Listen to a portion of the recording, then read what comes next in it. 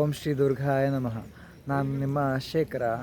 ಇವಾಗಿನ ವಿಚಾರ ವೀಕ್ಷಕರೇ, ನಾನು ಇವತ್ತು ಸುಬ್ರಹ್ಮಣ್ಯದಲ್ಲಿ ಸ್ನಾನ ಮಾಡ್ತಾ ಇದ್ದೆ. ಹಾಗೇ ಮನಸ್ಸಲ್ಲೇ ಒಂದು ಪ್ರಶ್ನೆ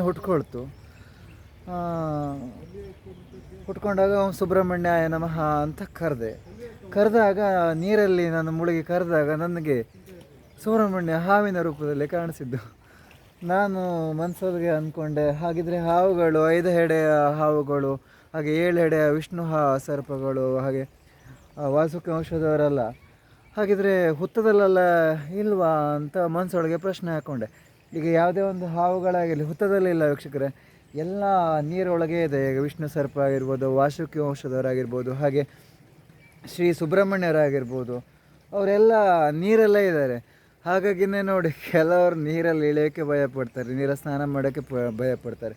ಆದರೆ ನೀರಲ್ಲಿ ಸ್ನಾನ ಮಾಡಿದ್ರೆ ನಮಗೆ ಎಷ್ಟು ಪಾಸಿಟಿವ್ ಎನರ್ಜಿ ಬರುತ್ತೆ. ಕೆಲವು ದೇವಸ್ಥಾನದ ನೀರಲ್ಲಾಗಿರ್ಬೋದು, ಹಾಗೆ ಸಾಮಾನ್ಯ ನೀರಲ್ಲೂ ಕೂಡ. ಕಾರಣ ಏನಂದರೆ, ಎಷ್ಟು ದೇವರುಗಳು ನೀರಲ್ಲೇ ಇರ್ತಾರೆ ವೀಕ್ಷಕರೇ ಅಂತ ನನಗೆ ಸೂಚನೆ ಸಿಕ್ತು. ಹಾಗೆ ಸಾಕ್ಷಾತ್ ದೇವರೇ ನನಗೆ ಹೇಳಿದ್ರು ವೀಕ್ಷಕರೇ.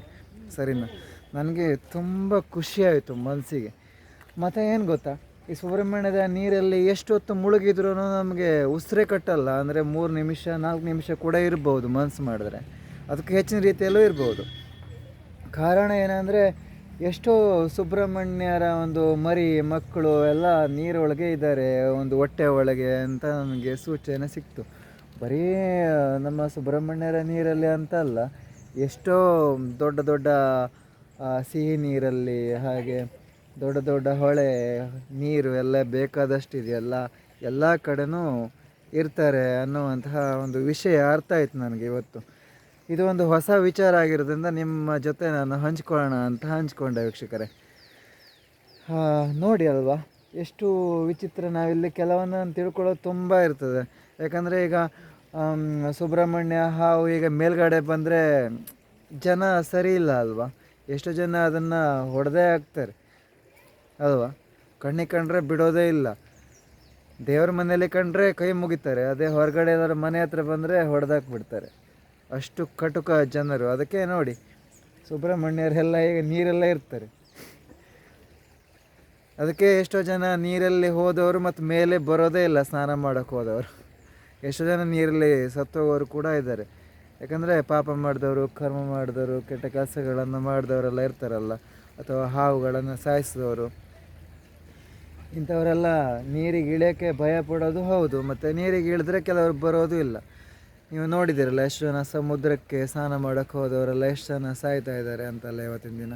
ಅದಕ್ಕೆಲ್ಲ ಕಾರಣ ಇದೆ, ಅವರ ಪಾಪ ಕರ್ಮದ ಫಲವೇ ಹೌದದು.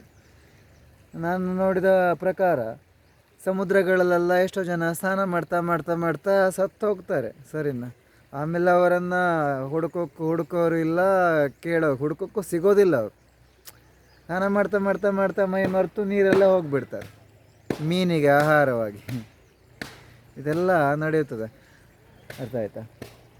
ಎಲ್ಲರೂ ಹೇಳಿ ಓಂ ನಮಃ ಶಿವಾಯ, ಓಂ ಸುಬ್ರಹ್ಮಣ್ಯಾಯ ನಮಃ, ಓಂ ಶ್ರೀ ದುರ್ಗಾಯ ನಮಃ. ತುಂಬ ಖುಷಿ ವಿಚಾರ ನನಗೆ ಸೂಚನೆ ಸಿಕ್ಕಿಬಿಡ್ತು ವೀಕ್ಷಕರೇ.